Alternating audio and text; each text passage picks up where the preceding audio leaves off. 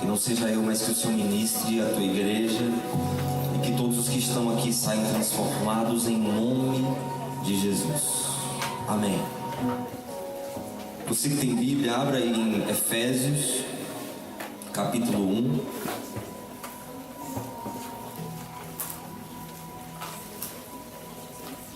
Você que está sem Bíblia, mas está com o seu celular, pelo menos lá em Jaguarari, o pessoal está esquecendo a Bíblia em casa para abrir no celular, né? Esse negócio de celular tá tão sério que um camarada chegou num velório e disse: qual é a senha do Wi-Fi? E aí alguém da família disse: respeito o morto. Ele falou: tudo junto? Tem alguma letra maiúscula? Efésios capítulo 1.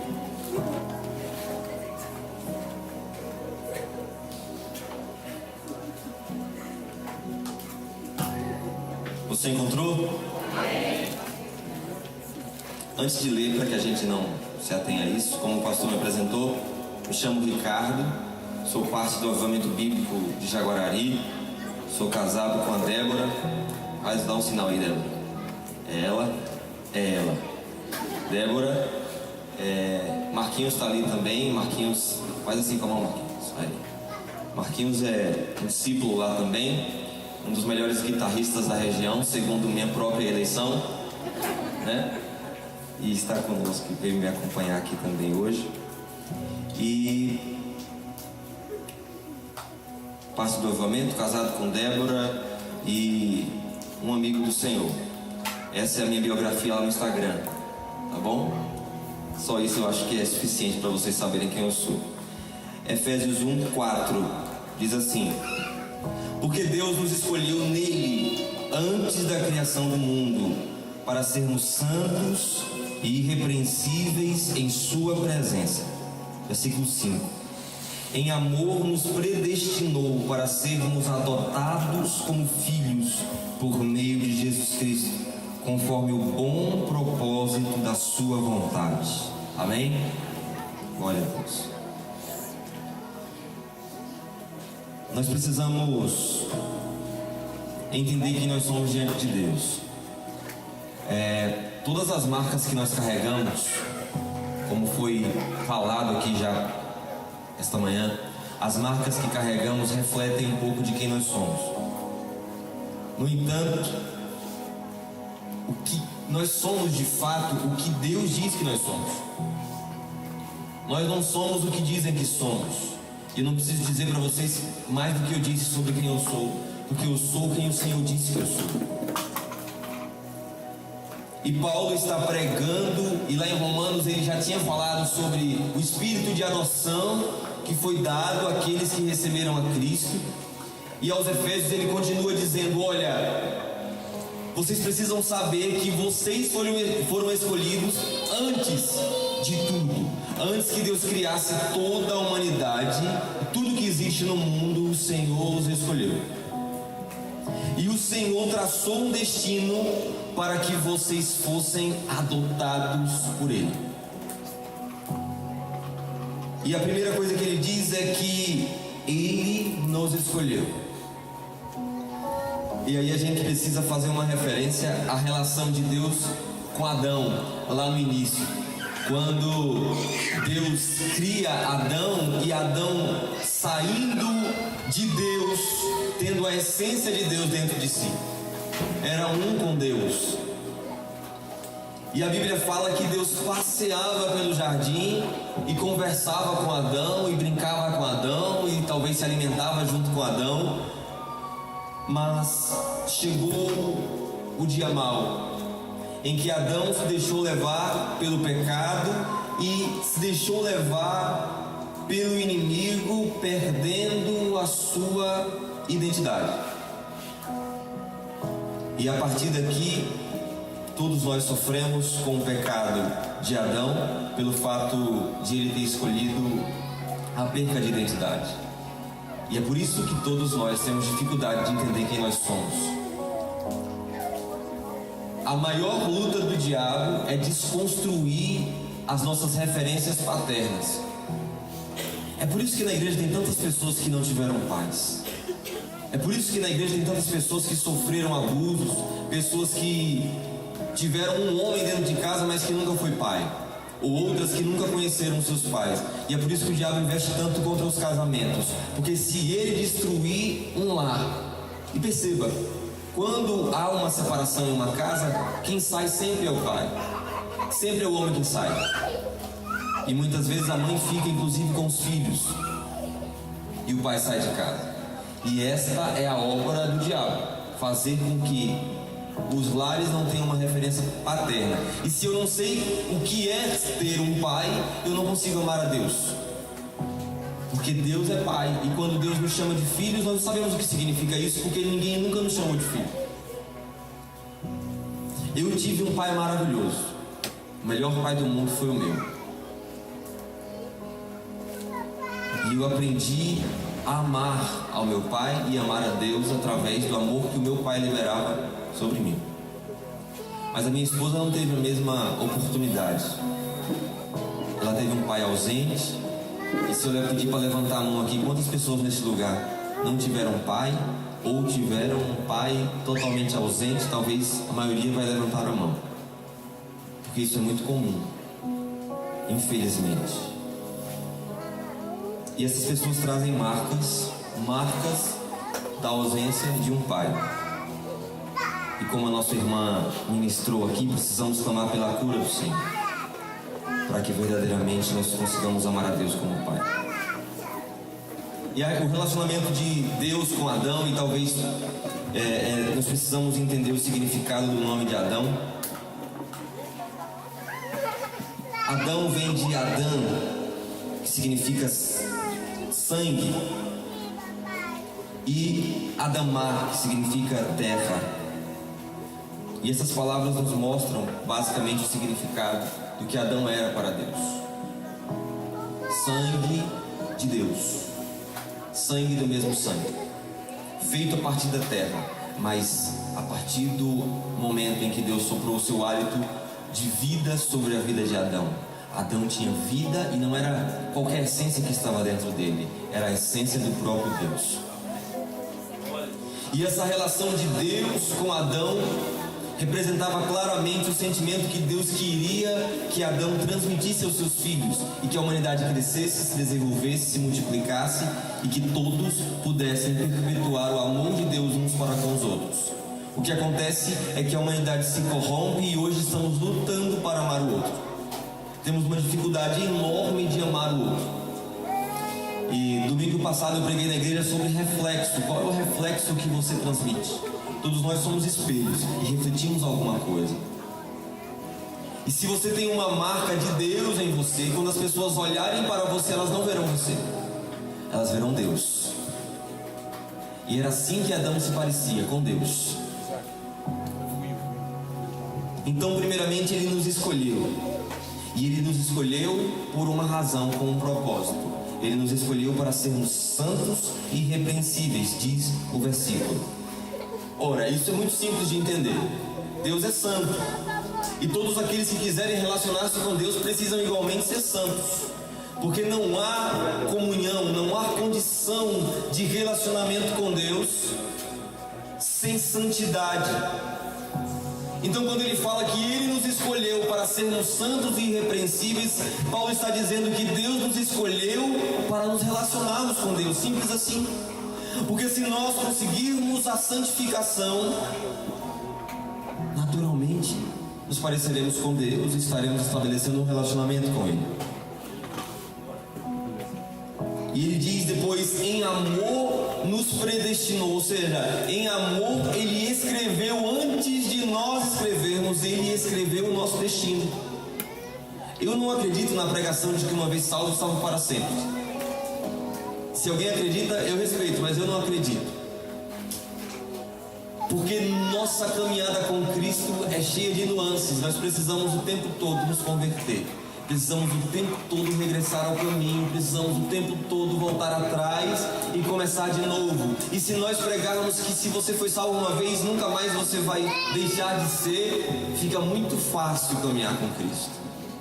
E não buscaremos em hipótese nenhuma a santificação. porque eu não preciso me santificar já que eu já estou salvo. Mas eu também não creio que salvação seja um brinquedo que eu perca a qualquer momento e posso voltar e encontrar quando eu quiser. Não é assim que funciona também. Nós precisamos ter compromisso com Deus. Precisamos ter responsabilidade com o que nós fazemos. E aí eu abro um parêntese aqui para falar um pouco da minha vida, de pensamentos errados que Deus fez questão de me quebrar para que eu entendesse sobre isso. Eu nunca desejei ser consagrado a nada na igreja. Eu sempre fiz sem precisar de título nenhum. E eu nunca desejei receber nenhum título, muito menos estar à frente de uma igreja. Pelo contrário, eu não queria, não gostava dessa ideia. E a minha vontade era ter um bom emprego para manter a obra e não ser mantido por ela. Nunca desejei isso.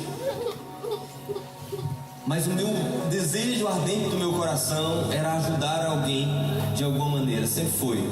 As pessoas que me conhecem sabem disso. O meu pai impregnou isso em mim. O meu pai, ele era farmacêutico e ele saía pelas roças todos os domingos distribuindo remédio para as pessoas. Ele era meio que aqueles médicos do interior, né? Aquele cara que tem mais experiência até que alguns médicos. E ele saía consultando as pessoas. E quantos casos nós ouvimos de pessoas que foram curadas porque ele medicou, porque ele entregou um remédio, e as pessoas adoravam ele. Eu via aquilo desde muito pequeno e a minha vontade era ser como meu pai era. Eu quero ajudar as pessoas e eu quero fazer com que as pessoas parem de sofrer. E a minha vontade era essa. A minha mãe, da mesma forma, sempre teve essa veia de ajudar os outros. Muitas vezes até tirar do que nós tínhamos para dar o outro. E às vezes a gente fala, mas isso aqui era nosso. Não, mas ele está precisando mais do que eu. Então eu cresci dentro desse lar e glória a Deus por isso. Meu pai faleceu há 5 anos atrás.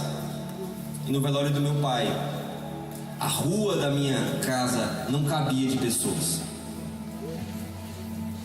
E um rapaz chegou até mim e falou assim, cara, eu vim aqui representando a minha família porque o meu pai não pôde vir.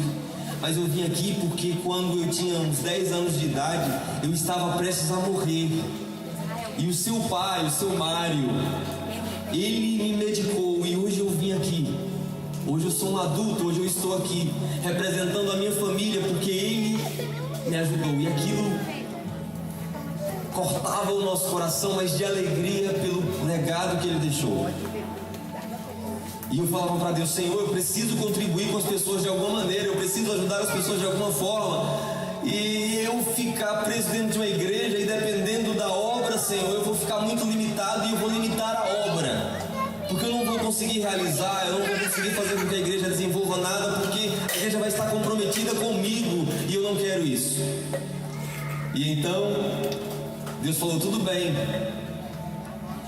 E aí, não me pergunte como, eu recebi uma nomeação na minha cidade, a um cargo que eu nunca desejei nem imaginava.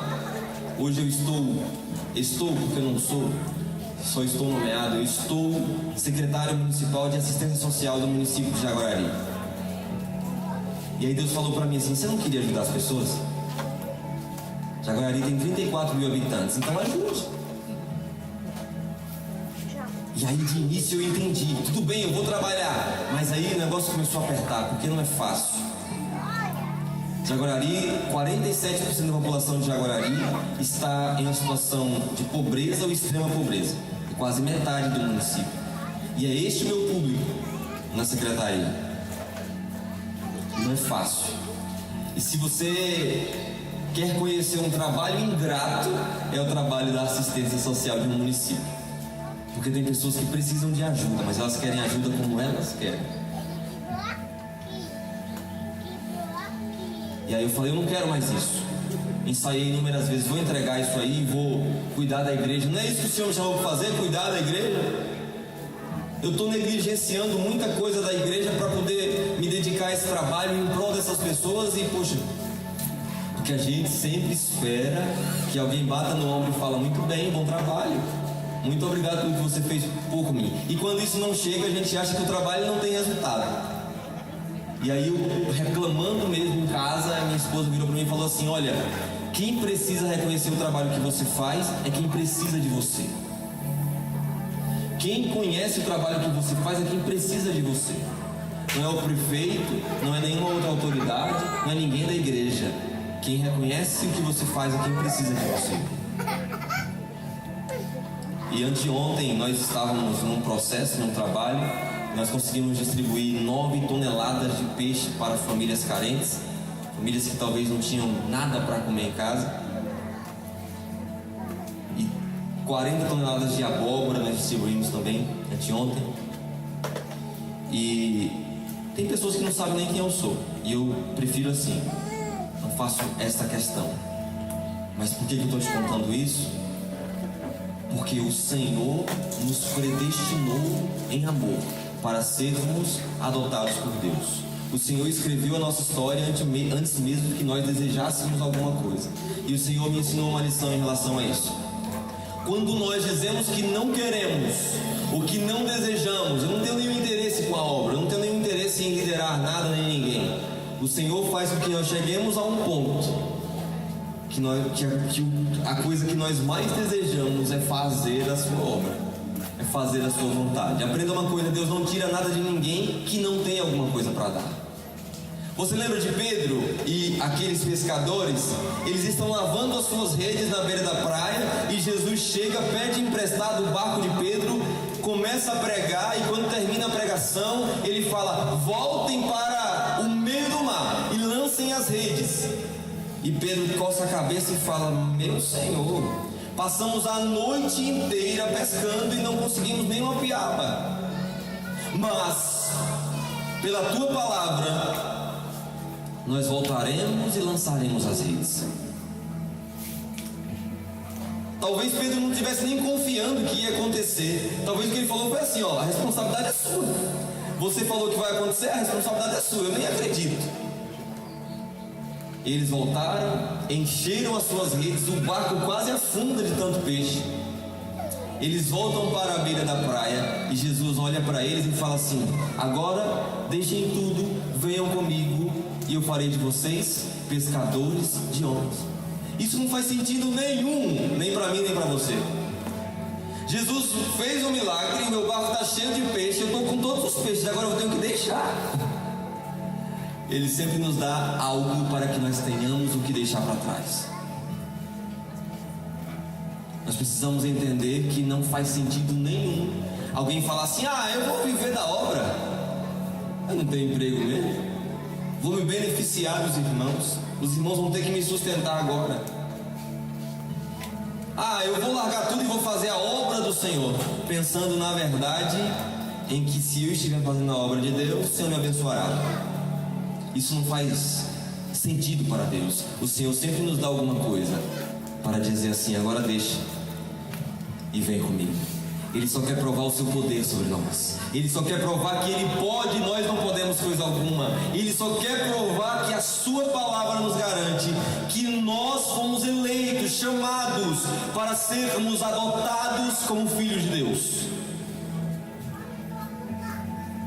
Só que tem um grande problema nisso aqui. Paulo vai dizer que Ele nos predestinou em amor para sermos adotados por meio de Cristo Jesus. Só que tem um problema muito grande nisso aqui. Nós não temos a mentalidade das pessoas que estavam recebendo essa palavra naquela ocasião. Não estamos pensando como os de Éfeso, não estamos pensando como os efésios, estamos pensando como os brasileiros aqui, né?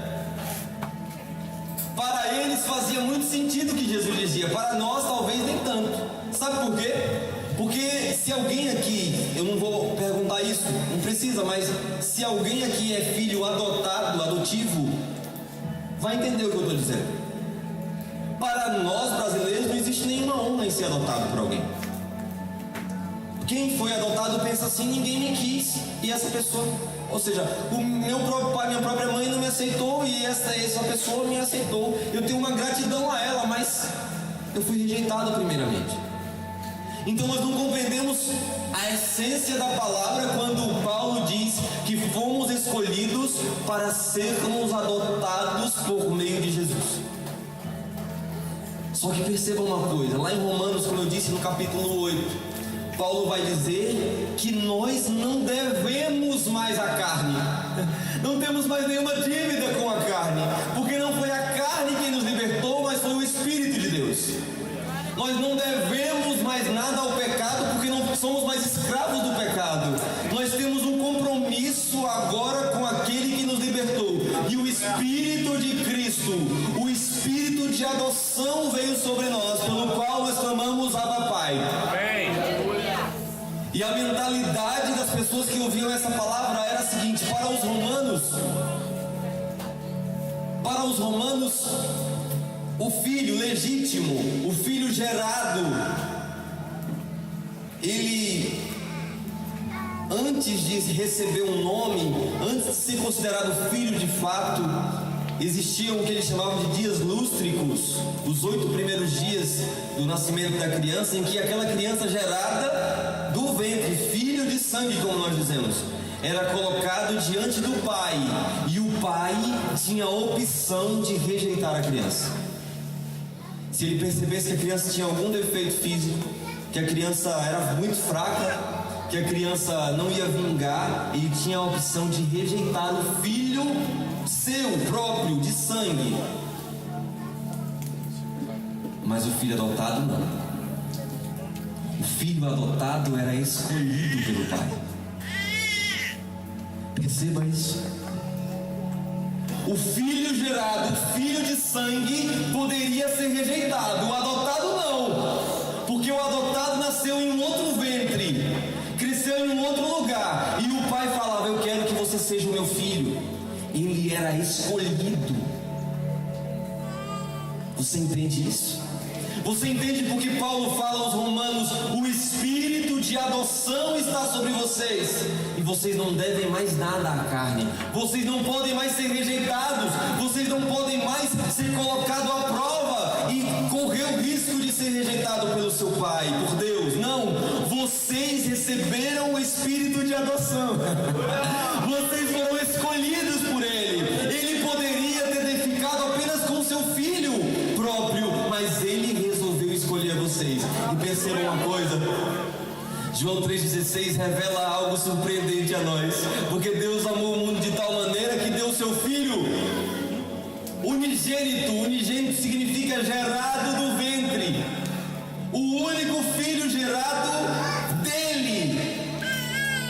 Deus amou o mundo de tal maneira que deu o seu Filho gerado, para que todo aquele que nele crê não pereça, mas tenha a vida eterna. Ou seja, o seu Filho gerado, Ele entregou para adotar você. Existe uma marca maior do poder de Deus ou do amor dele em sua vida do que a adoção? Existe algo maior que possa representar o amor e o poder de Deus sobre a sua vida do que a escolha dele antes da sua existência?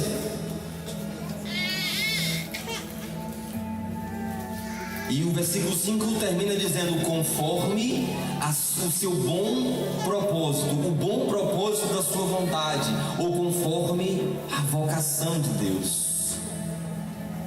E vocação vem de uma palavra vocateo, que voca significa palavra, e teo, Deus. Ou seja, você foi chamado pela palavra de Deus. Você foi marcado pela palavra de Deus.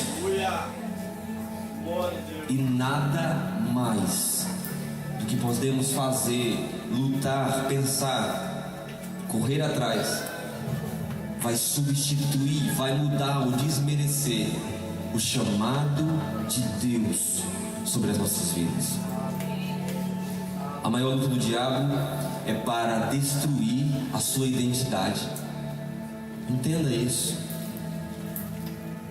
Lembre comigo, Jesus, para iniciar o seu ministério, vai até João Batista, e naquele momento do seu batismo, a Trindade é manifesta, em que Jesus está ali encarnado. A Bíblia diz que o Espírito vem sobre ele como uma pomba, e uma voz brada do céu dizendo: esse é o meu Filho amado, em quem tenho prazer. Não é isso?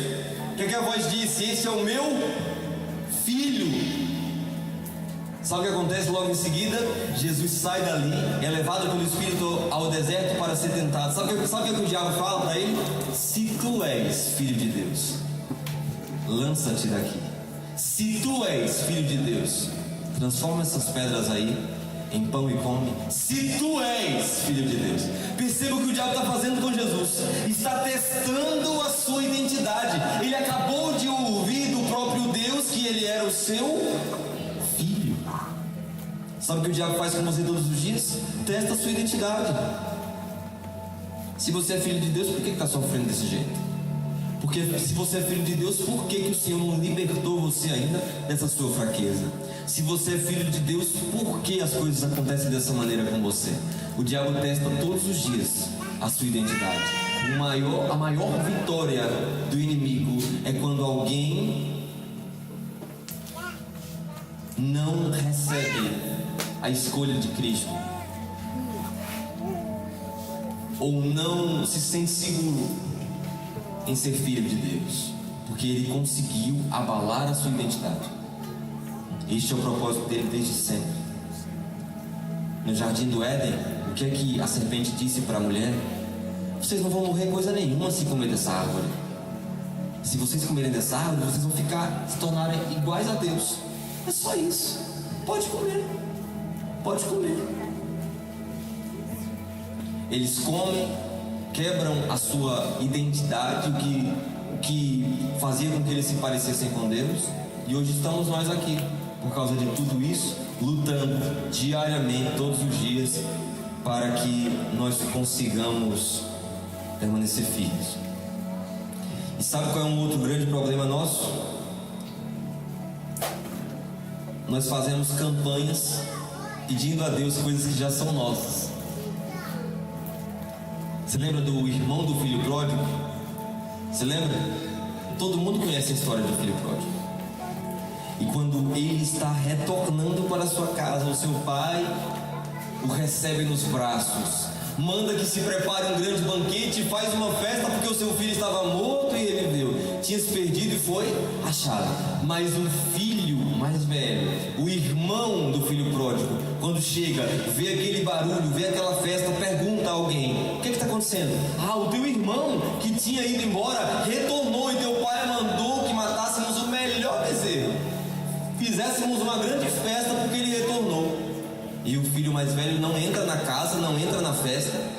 E quando seu pai o procura, ele fala: pai, eu estou todos os dias contigo, e o Senhor nunca me deu nem um cabritinho para eu matar e comer com meus amigos. Aí esse aí que desonrou o Senhor, que desrespeitou o Senhor, que foi embora e que só retornou agora, o Senhor mata o melhor, faz uma festa e o recebe dessa maneira. Isso é injusto. Sabe o que é que o pai responde para o filho mais velho?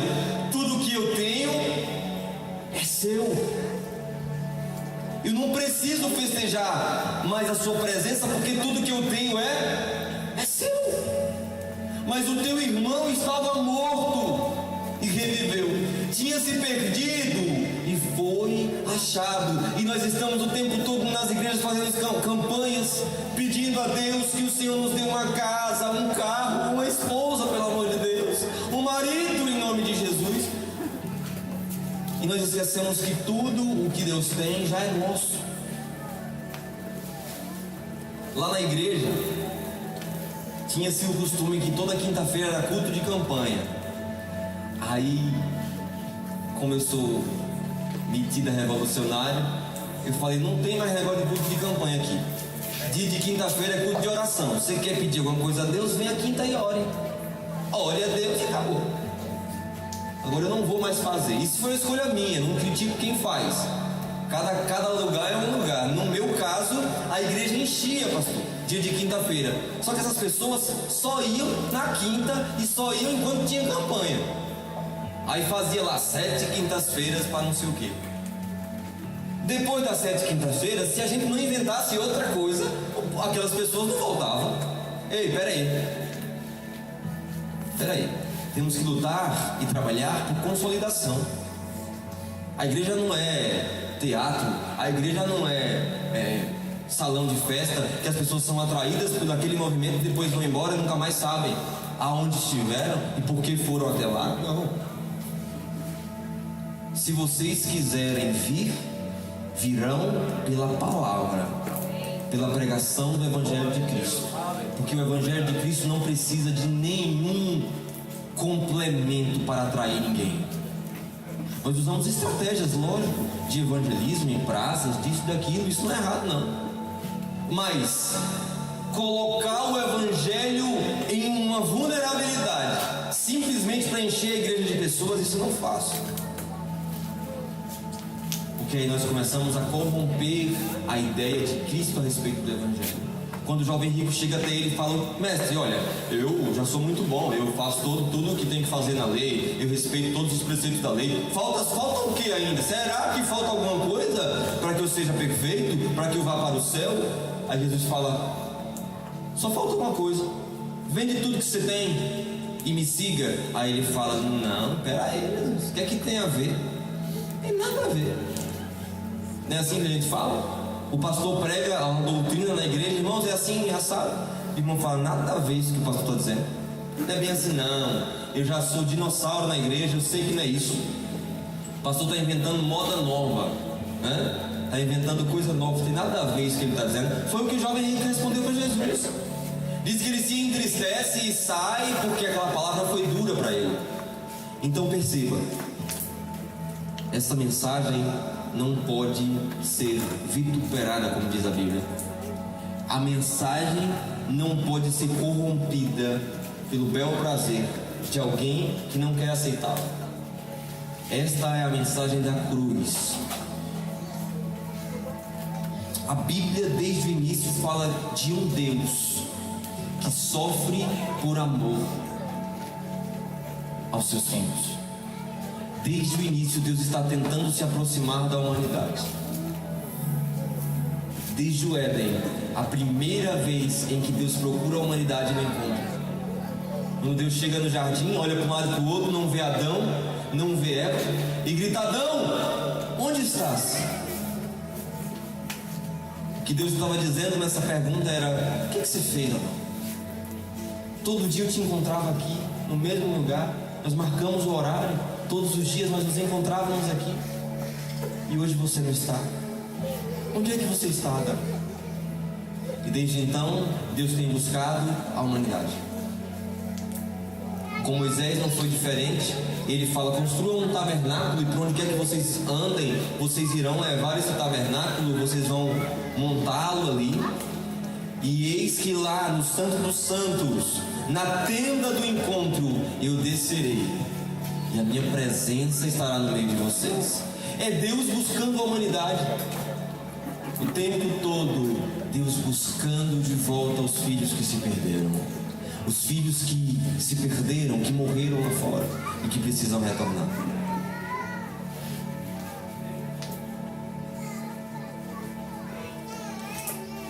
E para concluir o meu pensamento, essa mensagem, eu queria que você relembrasse Jesus no Calvário, sofrendo, carregando sobre si todas as nossas dores. Como diz Isaías 53, ele foi ferido pelas nossas transgressões, moído pelas nossas iniquidades, e o castigo que nos traz a paz estava sobre ele. Pelas suas pisaduras nós fomos sarados. A cura também é algo que nós já temos, porque a Bíblia diz isso, e eu acredito na Bíblia.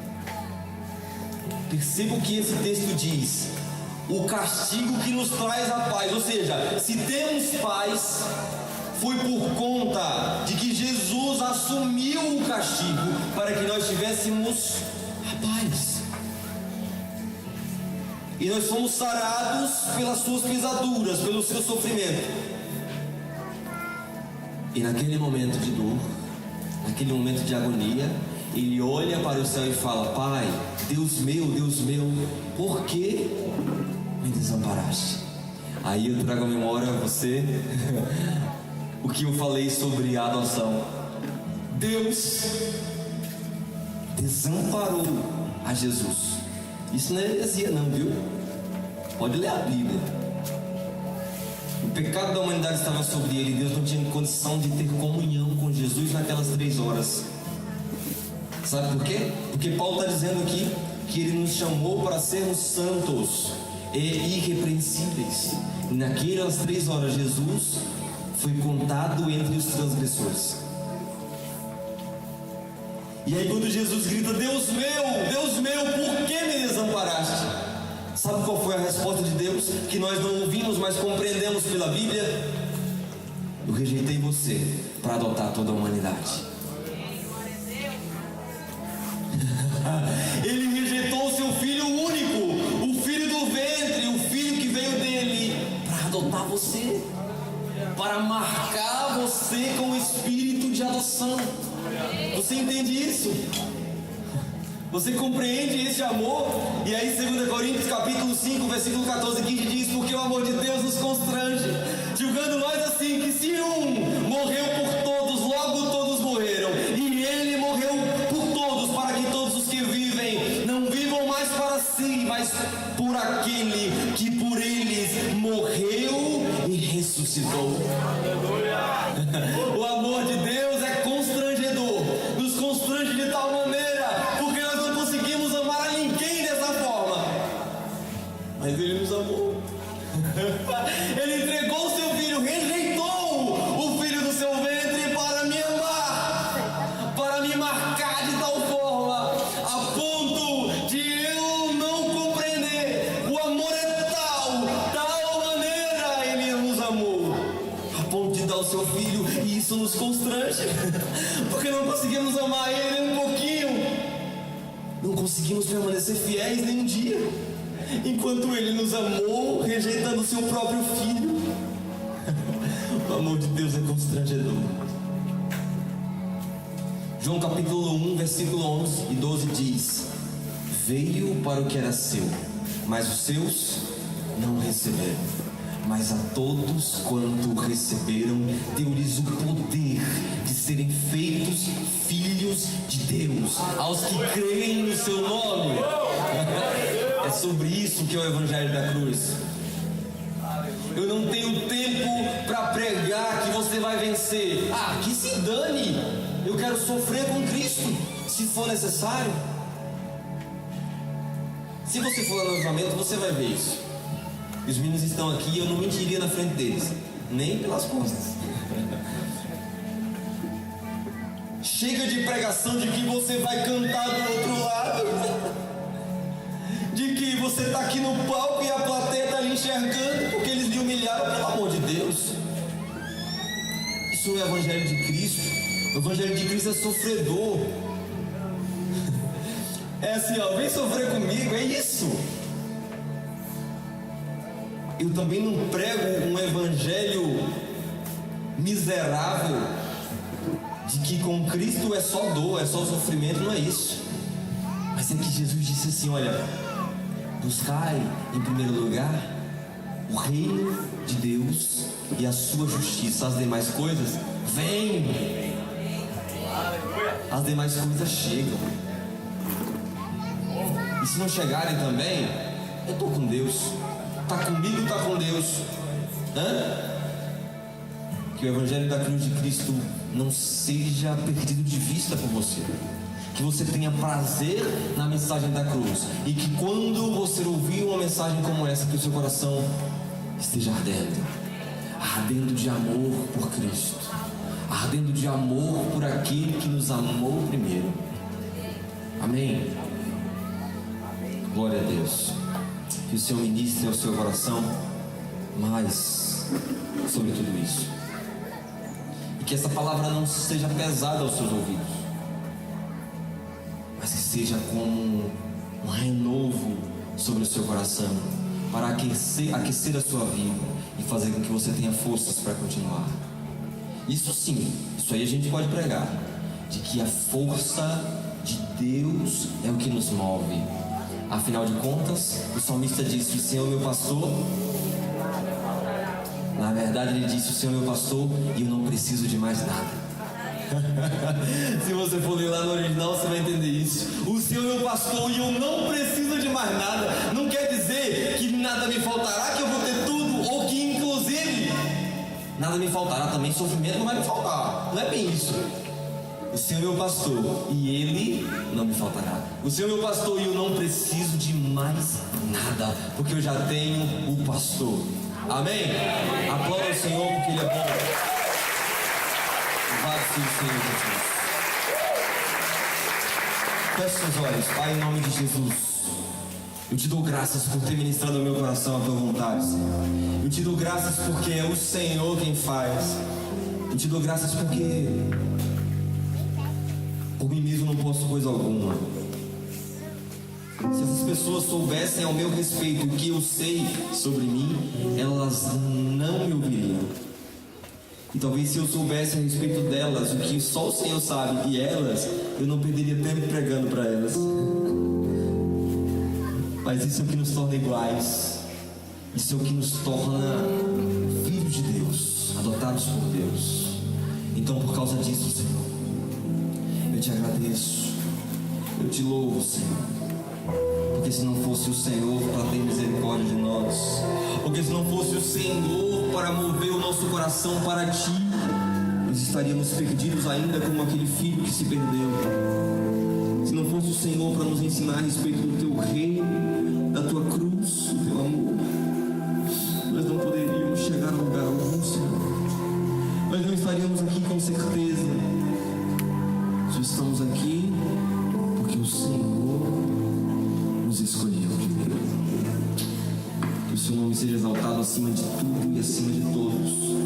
Neste lugar não há espaço para ninguém se engrandecer além do Senhor. Neste lugar não há espaço para ninguém ser adorado além do Senhor. Neste lugar não há espaço para condenação, inclusive, porque nós fomos chamados para o Teu reino. O Senhor nos libertou para o reino do Filho do Teu amor. E por isso nós somos contados entre os santos, contados entre aqueles chamados por Deus. Passa o Teu sangue, o Teu fogo sobre o nosso coração e veja se a verdade é nossa. Veja se a verdade no que fazemos, no que falamos, em nome de Jesus.